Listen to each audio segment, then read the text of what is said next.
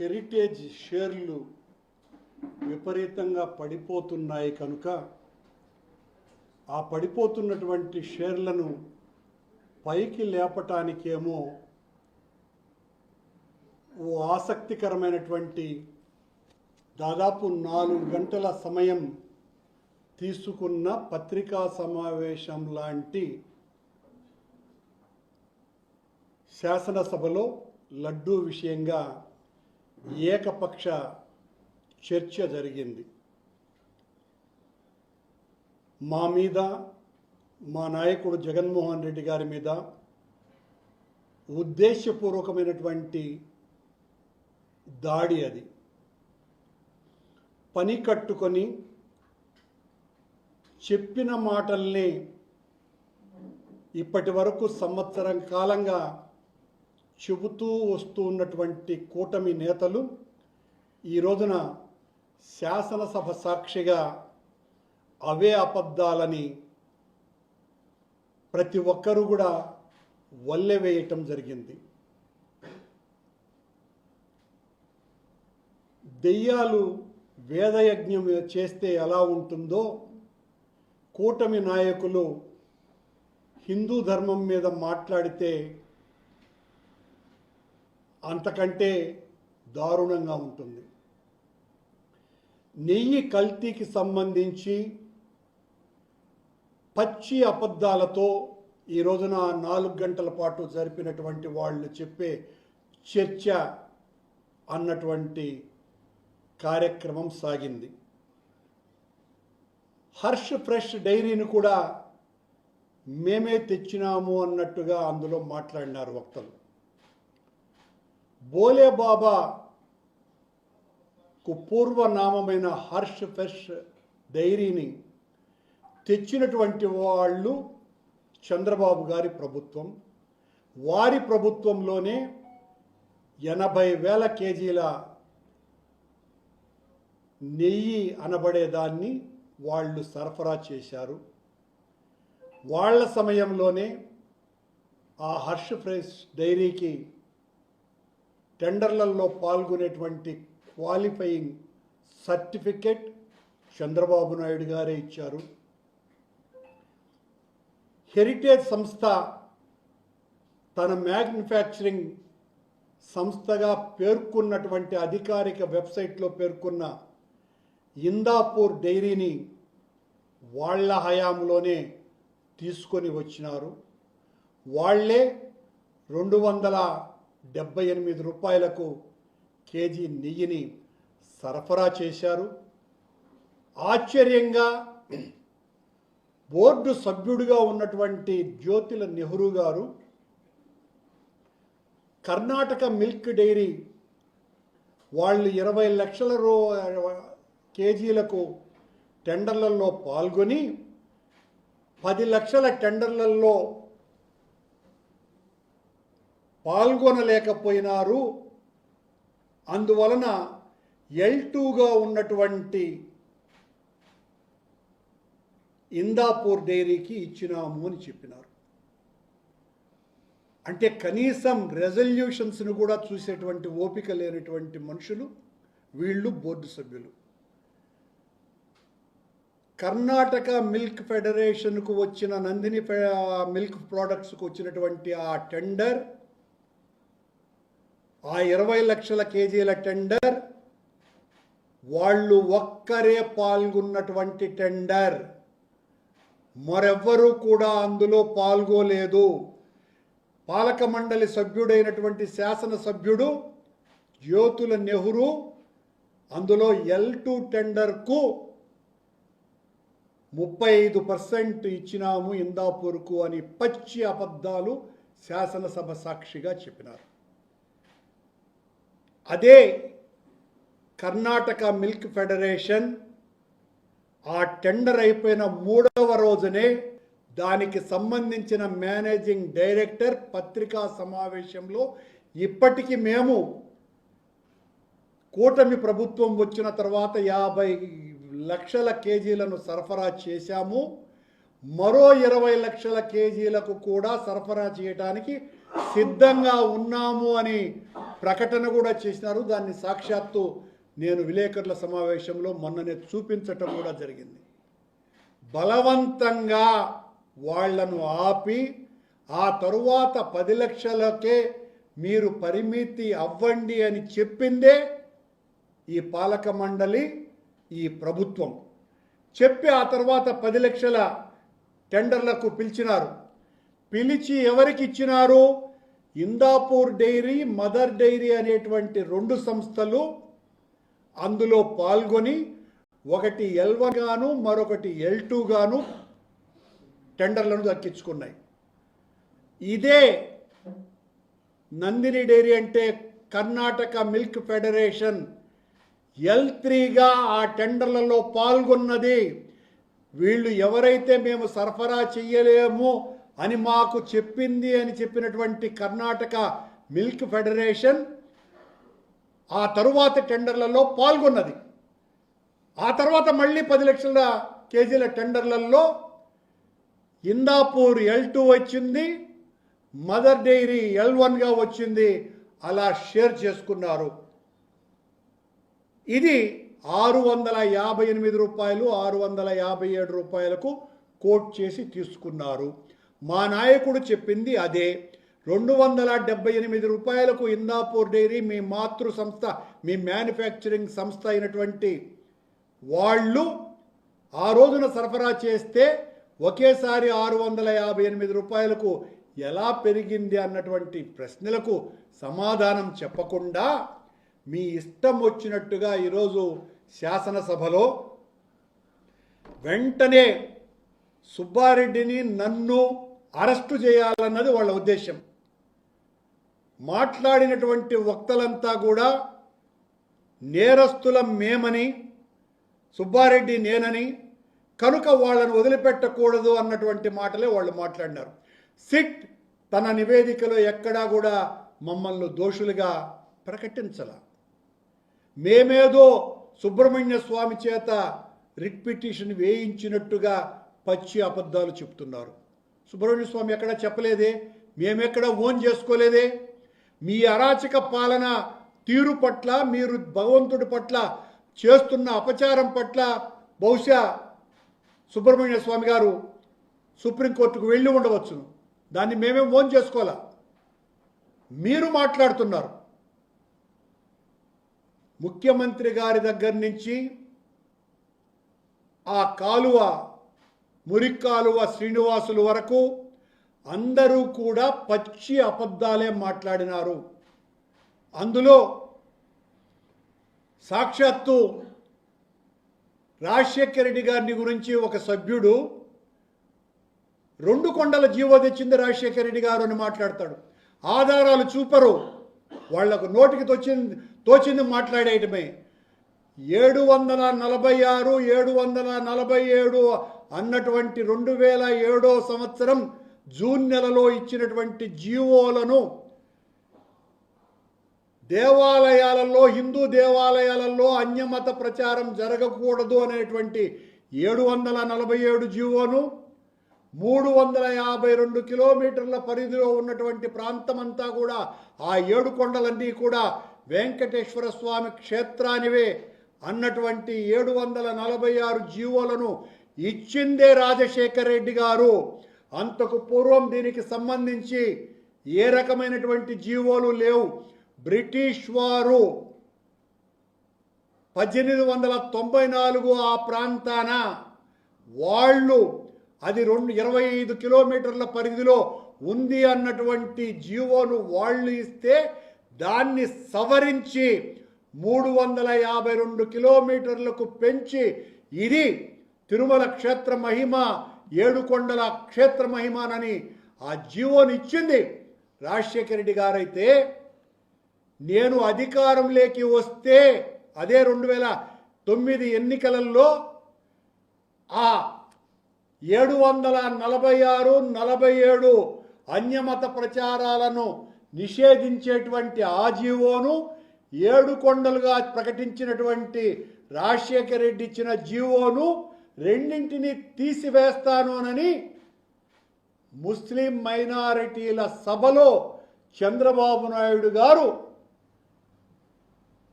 ప్రమాణం చేసి మళ్ళీ చెప్పినారు. ఆయన మాట్లాడతాడు, రాజశేఖర రెడ్డి గారు 2 కొండల జీవో తెచ్చినాడు అని మాట్లాడిస్తాడు. అన్ని అబద్ధాలే. ఈ రోజున ఎవరినైతే నిందితులుగా మీ సిట్ ప్రకటించిందో వాళ్ళల్లో ఎక్కడా కూడా మమ్మల్ని దోషులుగా సుప్రీంకోర్టు నియమించినటువంటి సిట్ ప్రకటించాల. మీకు బాధ కరుణాకర్ రెడ్డిని, సుబ్బారెడ్డిని ప్రకటించలేదే అన్నదే మీ దుగ్ధ. ప్రకటించిన వాళ్ళు ఎవరు?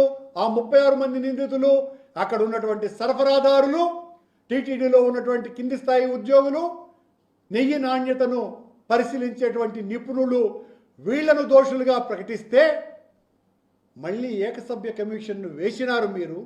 ఏకసభ్య కమిషన్ యొక్క పరిమితి కూడా నిన్న సుప్రీంకోర్టు చాలా స్పష్టంగా చెప్పింది.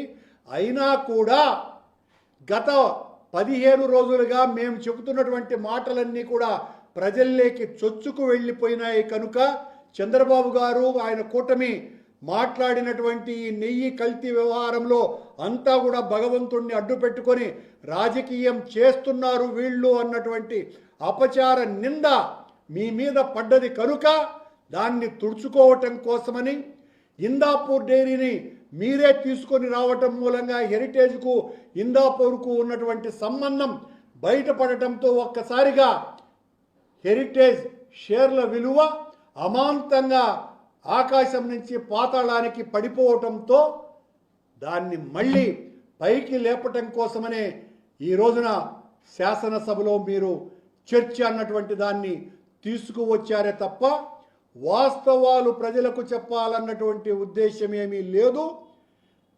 అందులో వీళ్ళందరూ కూడా మాట్లాడినటువంటి మాటలు కరుణాకర్ రెడ్డిని, సుబ్బారెడ్డిని నేరస్తులుగా ప్రకటించేంత వరకు మనం నిద్రపోకూడదు అన్నట్టుగా మాట్లాడతారు.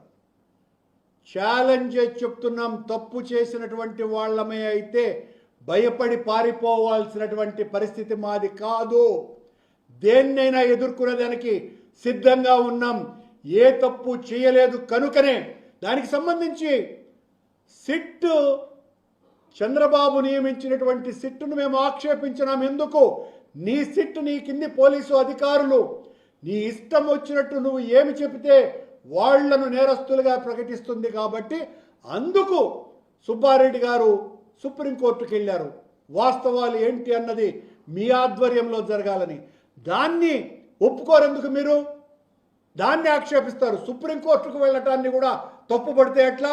మరి సుప్రీంకోర్టు మిమ్మల్ని మందలించింది కదా, మీరు అలా మాట్లాడకూడదని చెప్పింది కదా. మీరు ఎన్డీడీబీ రిపోర్టు, ఎన్డీఆర్ఐ రిపోర్టుల గురించి మాట్లాడుతున్నారు. వాళ్ళు ఏదో చాలా స్పష్టంగా యాన్యువల్ ఫ్యాక్ట్ ఉంది అని నిపుణులు ఇప్పటికీ సంవత్సర కాలంగా 10 సార్లు చెప్పినారు. దానికి సంబంధించినటువంటి వాళ్ళు ఎన్డీడీబీ కానీ ఎన్డీఆర్ఐ కానీ ఎవరైనా కూడా 100కి 100%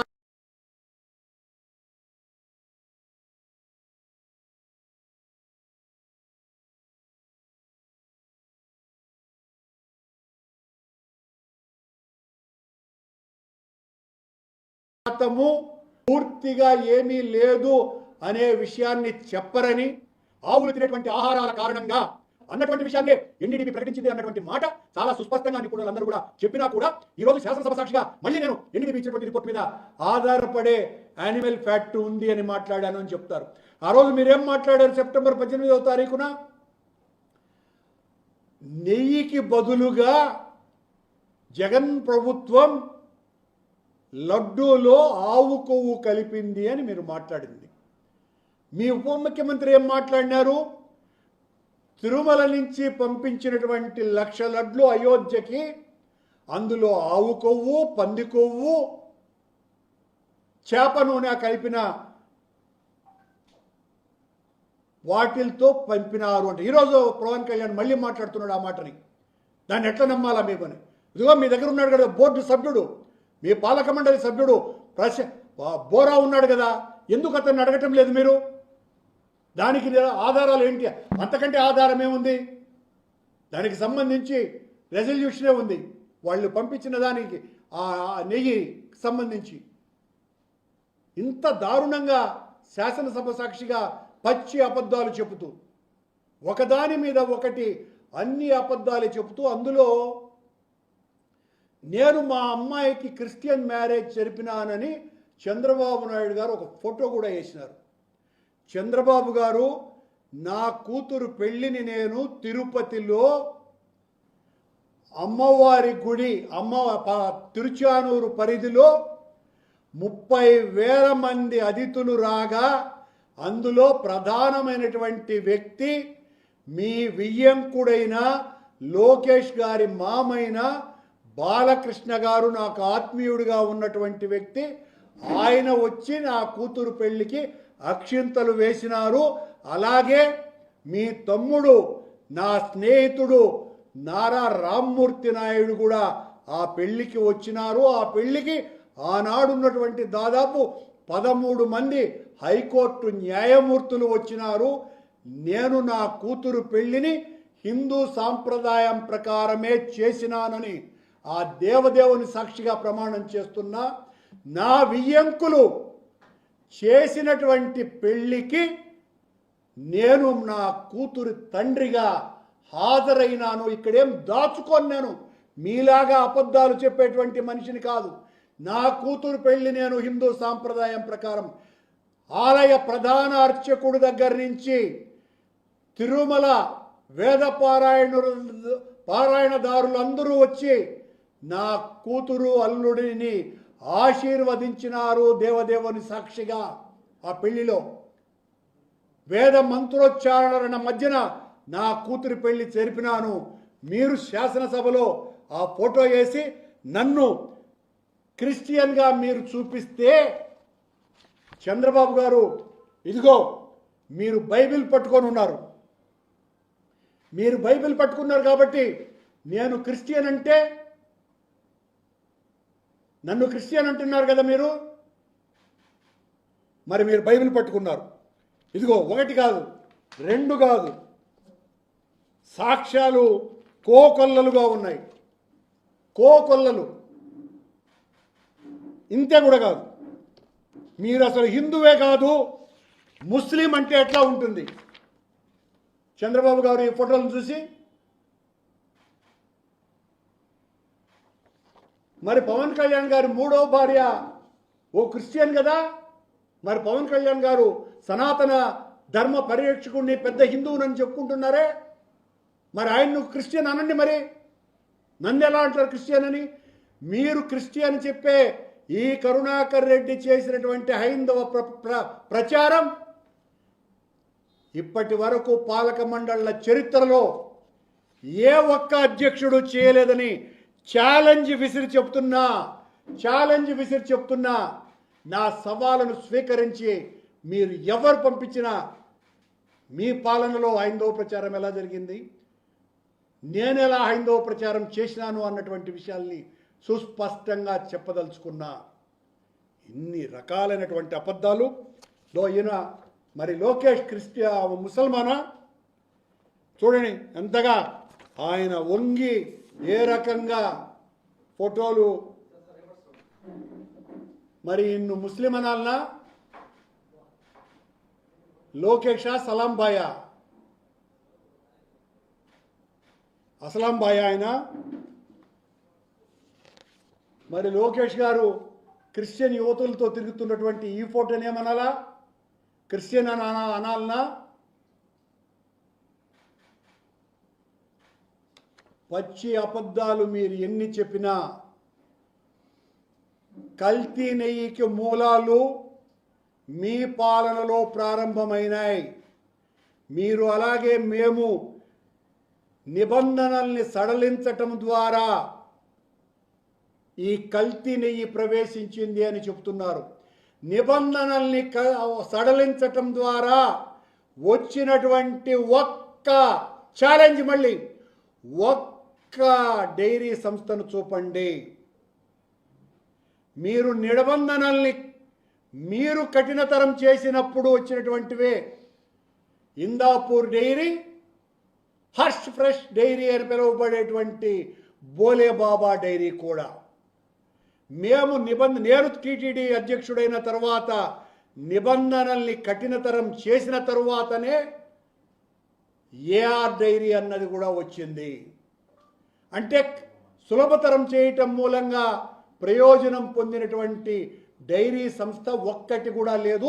దీన్ని మీరు నిరూపించాలా ఛాలెంజ్ చేస్తున్నా. నిబంధనల్ని సడలించడానికి కేంద్ర ప్రభుత్వం తీసుకున్నటువంటి ఆర్థిక విధానాలు మాత్రం తప్ప మరొకటి కాదు. తద్వారా లోకల్గా ఉన్నటువంటి సంస్థల్ని, స్టార్టప్ కంపెనీలను ఎంకరేజ్ చేయాలని ఆనాటి పాలక మండలి అధ్యక్షుడు, ఎగ్జిక్యూటివ్ ఆఫీసర్ తీసుకున్నటువంటి నిర్ణయం తప్ప మరొకటి కాదు.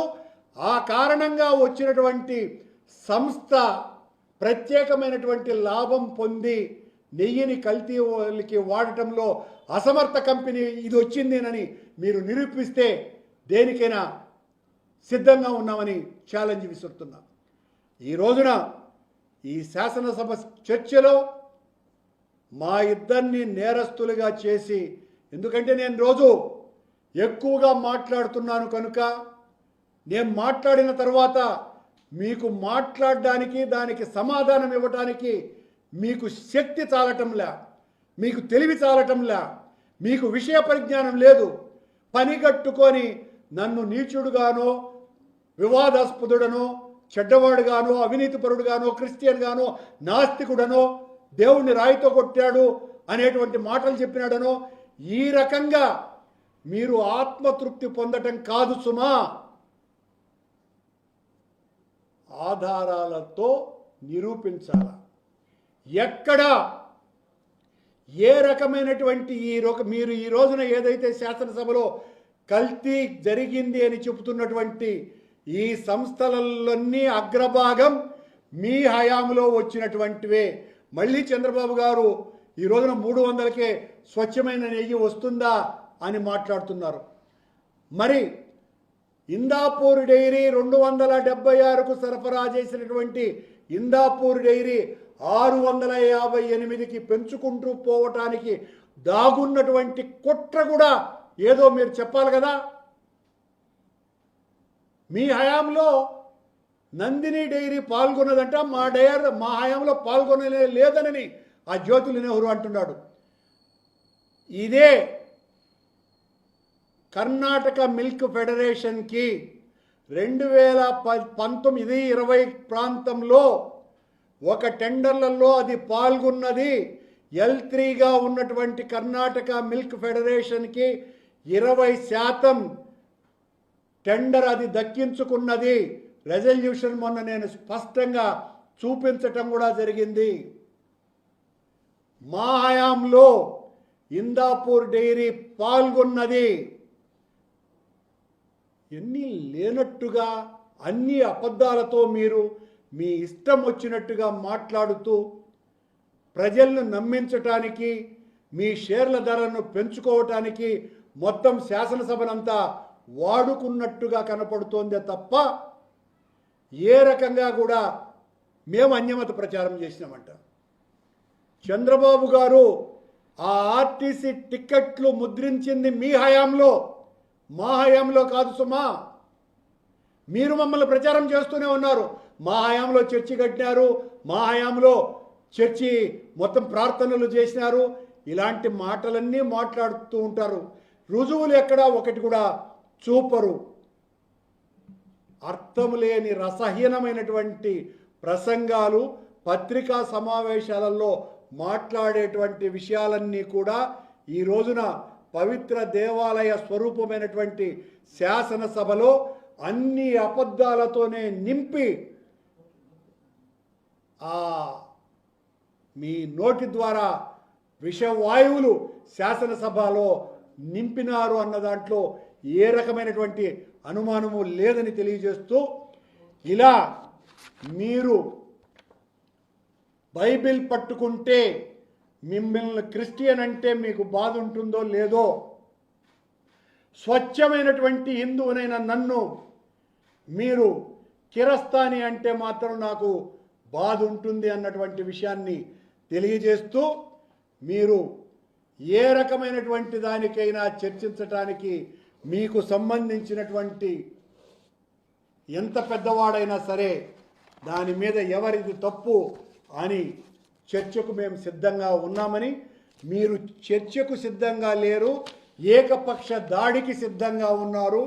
మమ్మల్ని ఏక సభ్య కమిషన్ ద్వారా నన్ను సుబ్బారెడ్డిని నేరస్తుడు అని ఈ రోజు నుంచి రోజు ప్రచారం చేసి వాళ్ళిద్దరే దోషులు అని ప్రకటిస్తారు అన్న విషయాన్ని కూడా ఈ హిందువులకు సభ్య సమాజానికి తెలియజేస్తూ, ఎంత పచ్చి మోసాన్ని సాక్షాత్తు సుప్రీంకోర్టు నియమించినటువంటి సిట్ ఇచ్చినటువంటి నివేదిక మీదే నమ్మకం లేనటువంటి చంద్రబాబు గారి ప్రభుత్వం 1 సంవత్సరం పాటు 8 రాష్ట్రాలలో మొత్తం వందలాది మందిని విచారణ చేసి కొన్ని వందల మంది పోలీసులతో విచారణ జరిపి 36 మందిని దోషులుగా ప్రకటించినటువంటి సిట్ ఇచ్చినటువంటి ఛార్జ్ షీట్నే తప్పుబట్టి ఏకసభ్య కమిషన్ ద్వారా